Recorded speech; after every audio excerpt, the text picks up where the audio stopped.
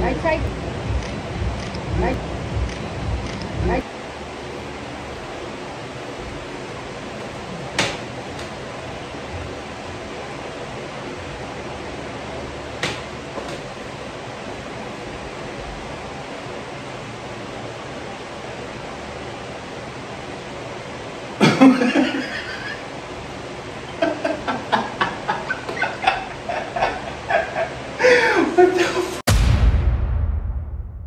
Hello everyone! Welcome back to my channel. My name is Jobo and I am your fashion expert.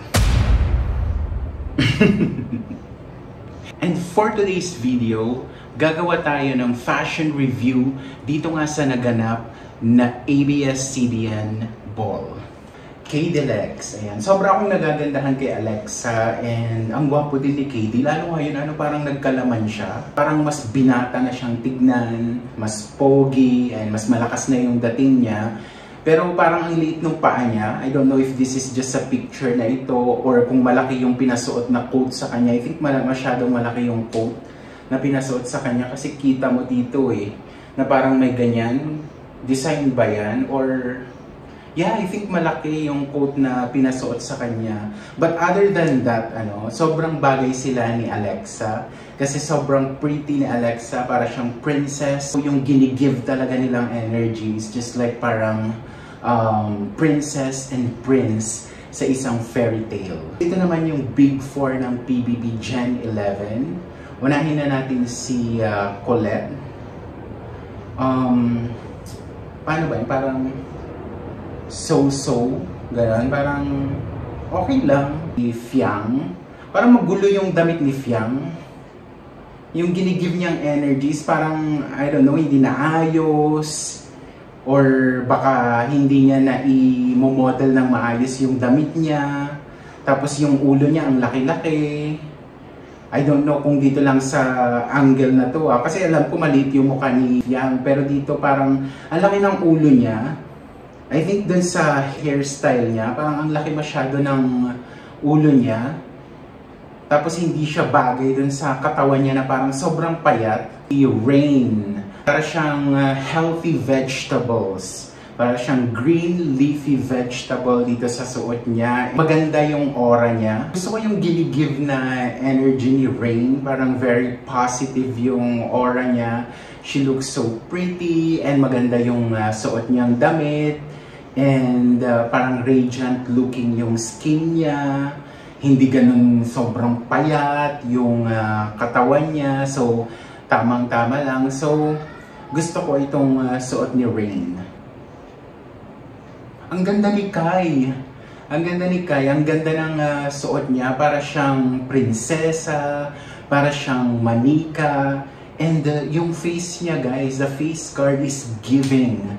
Kumbaga para siyang manika. And when I say manika, hindi ito yung Barbie lang. If you are familiar with the Russian doll maker na si Marina Bichkova, ganun yung itsura ni Kai, yung face card niya, sobrang ganda. Ang perfect ng mukha ni Kai, Natatawa ako kapag nagbabasa ako ng mga comments ng awayan sa Facebook na nilalait si Kai. Yung ganyang itsura nilalait, tas kino-compare nila dun sa idol nilang si Blank. Hindi ko na lang papangalanan, pero parang seryoso ba kayo? Pagtabingin nyo yung mga mukha nila, guys. Pagtabingin nyo and be very honest kung sino ang mas maganda. Huwag nyo akong ginagalit. Maging honest lang kayo. Pagtabingin nyo sila ngayon kung sino ang mas maganda.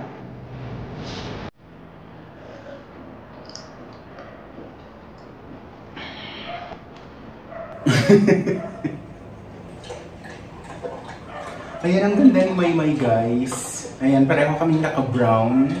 Because I so love Maymay talaga. From the time na, alam mo, napanood ko siya sa PBB hanggang sa lumabas siya. So, pina-follow ko na yung journey ni Maymay. And sobrang ganda talaga ni Maymay. I think pareho sila ng design ng gown ni Fiang. Correct me if I'm wrong. Parang ganyan din ata yung kay Fiang. Hindi lang madala ng maayos ni Fiang. Pero si Maymay, I guess it comes with her experience as a professional model. Kasi naglakad na siya sa Dubai, naglakad na siya sa Fashion Week sa Paris. So, it comes with her experience. The way na dalhin ni Maymay yung sarili niya, the way she moves, kumbaga parang she's full of grace. Parang normal na normal sa kanya. Hindi yung parang naggaganyan-ganyan. Alam mo yung parang pilit na nagmomodel-modelan. Ayun. So, nasa DNA talaga ni Maymay yung pagiging model. So, I so love yung suot ni Maymay ngayon. And gustong-gusto ko yung makeup niya. Simple lang. Lumalabas yung natural beauty ni Maymay, kahit yung buhok niya. So, perfect. Natapos na itong ating ABS-CBN Ball Fashion Review. Yun lang. Bye-bye. Please like, comment, share, subscribe.